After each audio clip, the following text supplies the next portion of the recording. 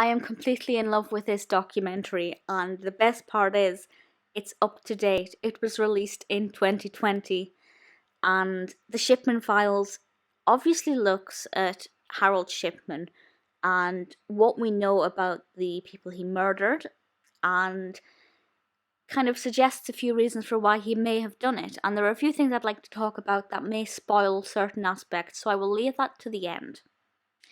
But just for the first part of this, I'll just talk a little bit about the documentary, what you can expect, and decide whether or not you should watch it. And to be honest, you should watch it. I'm not even going to hold that back.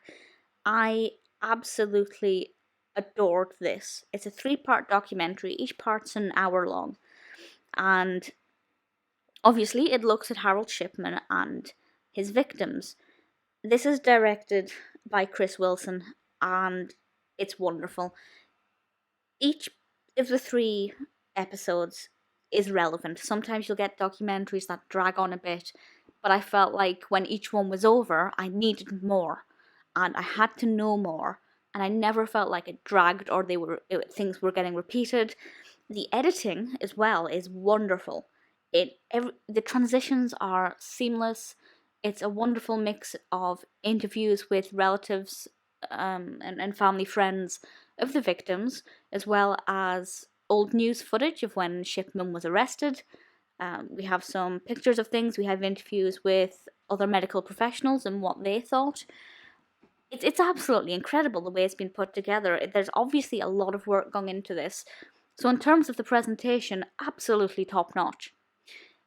Then we have the balance. The balance is exquisite. And I've never been this positive about a documentary series before. I'm slightly overwhelmed at how much I was so hooked by this, and I'm a little bit upset that it's over. The balance is great, because while it does look at Shipman, and it obviously addresses what he did, and if you don't know what he did, basically he was a GP, and in this small village called Hyde, which I think is very appropriate, and he used to euthanize his elderly patients. He used to check on them, administer some kind of injection to ease the pain, and then, a few hours later or whatever, the relatives would find them deceased, and Shipman would write on the report that they had died of natural causes. And because he was a GP at the time, all the death certificate needed was the word of the GP, and unless, the family or anybody else had any suspicions, there wouldn't be any reason to look into it. So he got away with this, and the documentary outlines the fact that he probably hundreds of patients, easily Britain's biggest serial killer, and that's terrifying because he is a doctor, the one person who is supposed to be there to help you, and he's killing them. And obviously I'd heard of Shipman before watching this, but I had no idea the extent to which he was murdering his patients. I was talking about balance, wasn't I? Yes, so it's largely about Shipman, but also it looks at his victims. Obviously not all of them. Maybe, I don't even think we know all of them. I don't think it's possible to identify all of them. There would have been there's speculation that there would have been many, many victims. But it sheds a light on quite a few of them, where possible. And as I said, it looks at, we hear from their family and friends and what they remember at the time about Shipman, and the consensus is generally nobody suspected him. Why would you? He's your trusted family doctor. And that's really why he got away with it for such a long time, because I guess you'd say, how could somebody get away with murdering not many people for so long? I can't remember the time span exactly, but I think it would have been over a decade, maybe 2 decades. I can't remember exactly, but certainly it was over a long period of time.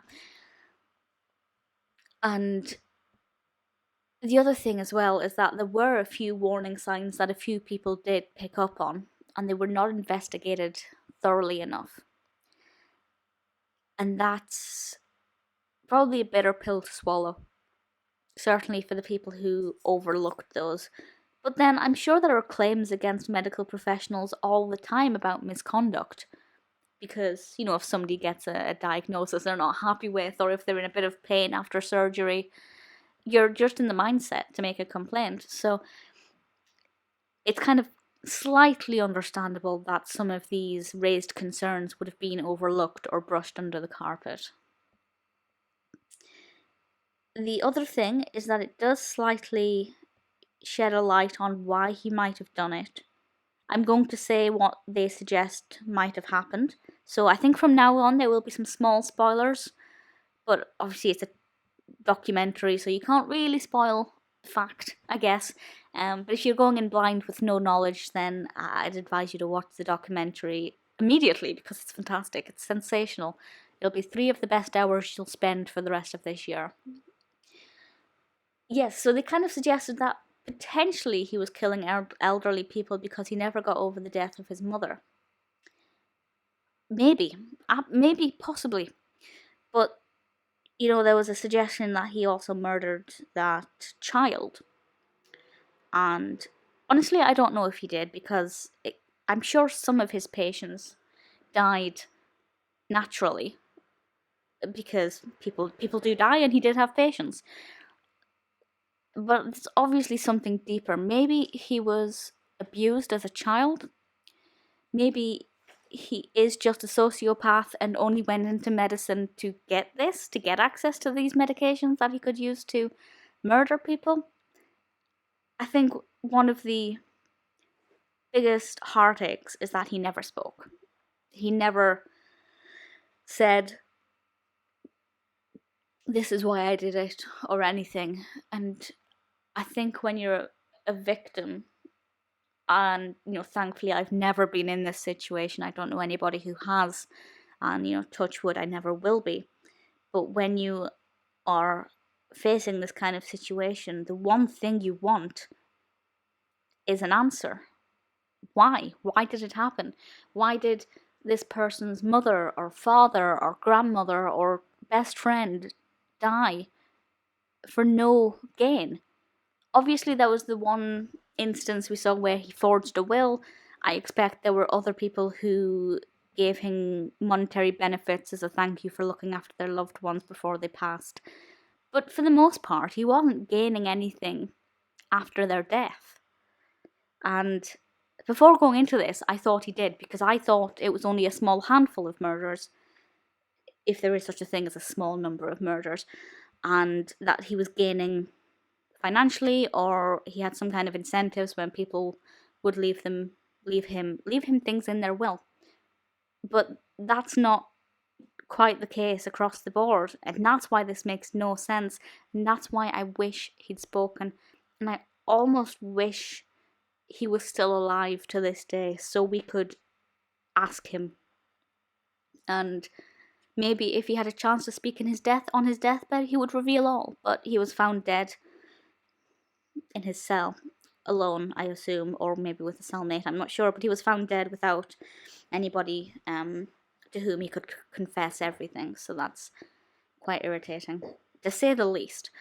This documentary, as I said, is absolutely incredible. It's the balance of opinion is great. There's no BBC bias going on here. I don't know if you could be biased towards a murderer, but it has a nice balance of, let's focus on Shipman, now let's focus on his victims. They do get the attention. It's not just a case study. It's not just a profile of a murderer. Unlike a lot of crime documentaries, it's not that gory. In fact, it's not gory at all, because all of the deaths were humane, as it were. There was no bloodshed. It was all very much people dying peacefully in their sleep. Which I guess is the only comfort that can be taken from this. Lives were robbed much, much earlier than many of them should have been. But they could have died slow, painful deaths, or they could have been hit by a bus, or mugged, or fallen down and hurt themselves. So it's very, very, very least, his victims died in the comforts of their own homes. Maybe, this thought has just come to me, But maybe he was a good person. By which I mean, maybe he was trying to do the right thing. Maybe his mother or somebody else he knew was elderly and died a brutal death. Maybe he was just seeing that these people were near the end of their lives, so he let them go peacefully. I realize it's unlikely, but maybe he had good intentions that just were not carried out properly. If you've seen the documentary, do let me know what you think of it. If you haven't seen it, I completely encourage you to do so if you love this kind of thing, because it's spectacular, it's phenomenal, it's so educational, it's enlightening, it's informative, it's fascinating, it's frustrating in parts. Easily one of the best crime documentaries I've seen.